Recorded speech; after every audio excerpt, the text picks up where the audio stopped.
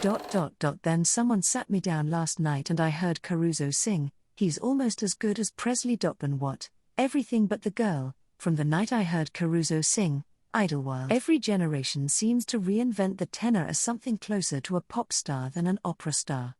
The three tenors were among the late 20th century's great musical marketing successes, and the brightest star that they acknowledged in the tenor firmament was cinema heartthrob Mario Lanza. Lanza himself claimed Enrico Caruso as his greatest influence and famously played him on screen, reminding a wider audience that there was nothing incompatible with classical tenors and genuine popularity. Whatever they were singing. Although many fine divas stamped their mark on early recording, it was the tenor voice of Caruso which was the defining voice of the early 20th century. His reputation was due to the fact that people could not only hear him in their own homes, but that his success could actually be measured in record sales. He was the first global superstar of the gramophone era. Such celebrity wasn't new in what we think of as classical music, however, it was not uncommon in the 19th century for opera singers, such as Adelina Patti or Giuditta Pasta, to meet with the kind of reception we associate with pop stars. The fact is, there was no equivalent of today's mass popular music, and nothing like today's classical, in the sense of unpopular, either. Popular entertainment took a huge variety of forms from conjuring to celebrity whistling, but singing was in the end just singing, and the best singers were opera singers largely because they had the best tunes.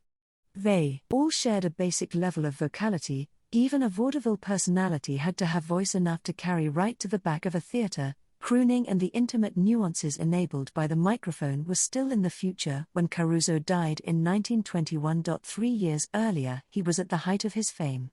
His many triumphs in 1918 included a Carnegie Hall debut, at one of several hugely successful fund-raising galas, and recording the patriotic song Over There, which would become the best-selling recording by an opera singer for generations to come, putting him alongside Al Jolson as one of the century's most successful recording artists to date. Over There was certainly not an opera aria, and although Caruso was practically resident at the Metropolitan Opera for 17 years, his best-selling records were actually lighter music such as Neapolitan songs and Italian airs. It was his voice that his public wanted, and they'd buy into whatever he chose to record. That same year, Al Jolson did a recital of his own songs with the 50-strong Boston Symphony Orchestra, having a month or two earlier followed Caruso on stage at a marathon concert in New York sponsored by the Army Tank Corps Welfare League in aid of returning soldiers. It was the first time Jolson uttered his famous catchphrase "You ain't heard nothin' yet," a response to Caruso's rousing performance of Italian war songs culminating in a rendering of Over There which had brought the house down. The two singers, both European émigrés who had conquered America, were then probably the most successful singers on earth. Although Jolson the entertainer and Caruso the opera singer inhabited different musical worlds, there were clearly circumstances where their respective arts could appeal to similar audiences and even happen at the same venue. Both singers' biographers tend to be rather reticent on the connections between these two great stars, but we know that they appreciated each other's place in the scheme of things, and even each other's singing. After their performances for the Tank Corps, Caruso invited Jolson back to his hotel room, and is said to have suggested they sing together at the Met. He may have been joking, of course, and Jolson knew he wasn't himself an opera singer, but the fact that he could make himself heard over a 50-piece orchestra shows that Jolson would have had no problem with the vast acoustic space of the world's most famous opera theatre. Jolson and Caruso duetting on the opera stage is not as improbable as it might seem, had they been able to agree on what to sing. 2 months later, the erstwhile vaudeville artiste Rosa Poncelle made her Met debut opposite Caruso himself in Verdi's La Forza del Destino. Vaudeville singers at the Met. Caruso able to duet with someone who called himself a jazz singer. How could such things possibly happen?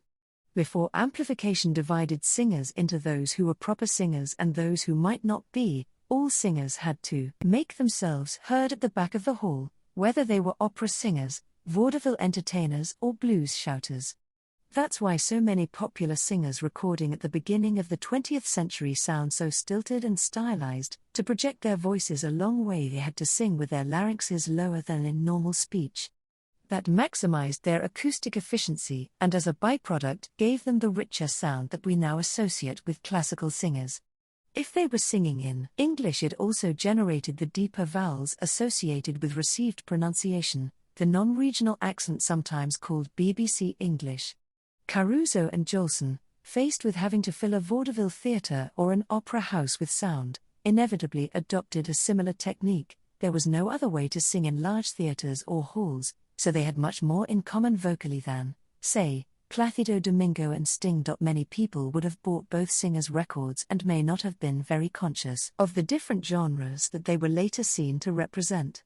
The idea of music being categorized as popular or classical would have meant very little to the man on the famous Clapham omnibus. Caruso didn't see a big difference between a Puccini aria and a Neapolitan folk song. They were both popular and likely to appear beside each other in recital programs. Verdi and Puccini knew, as composers for generations before them had known, that the secret of a successful opera was to hit the punters with a standalone stonking good tune every now and again, a format which supported a huge sheet music industry and the burgeoning record business. For every person who heard an opera at the Met or Covent Garden, there was a potentially infinite number of record buyers or people who would sing the arias round the piano at home, alongside the popular songs of entertainers such as Al Jolson. Jolson was aware that opera was of sufficiently high status to make it worth satirizing, as, in his hilarious, at the time, Pagliacci sketch. He knows exactly how opera singing works. He was the son of a cantor, who hoped for greater things from his absurdly ambitious offspring, but he surely understood that he could really only play one role, that of Al Jolson. Caruso was a huge success in many, carefully chosen, roles, but his more serious repertoire didn't give him many opportunities to shine simply as an entertainer. But that didn't stop him equaling Jolson in popularity. It wasn't just patriotic songs and Italian lollipops. The big tunes that came out of the realistic plots and less cluttered singing of Verismo opera were enormously successful too.